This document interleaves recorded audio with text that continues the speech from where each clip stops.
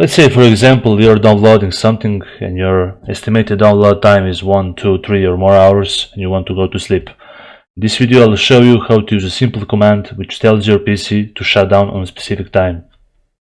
Okay, the simplest way is just to click on the search bar or the start icon and write shutdown -s-t and amount of seconds which you want to tell your PC to shut down.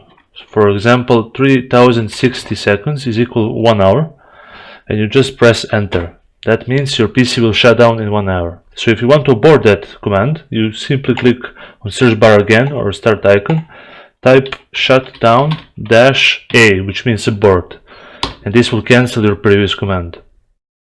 Okay, the second way is similar to the first one, but in this case you will press on your keyboard Windows plus R. This will open this small window called run, and you will type again the same thing, shutdown-s-t, for example, again 3060 seconds, which means 1 hour, press enter, and again your PC will shut down in 1 hour.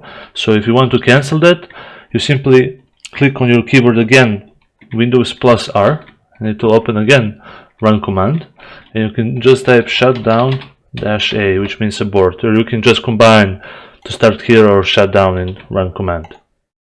This is the most efficient and simplest way.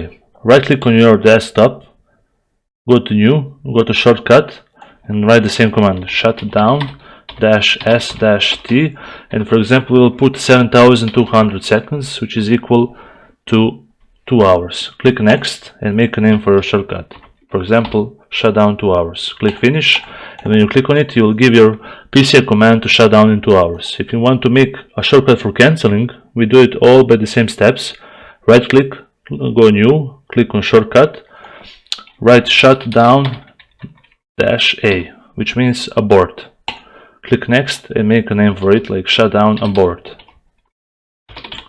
Click finish. When you click on it, it will abort the previous command. Thanks for watching, have a nice day.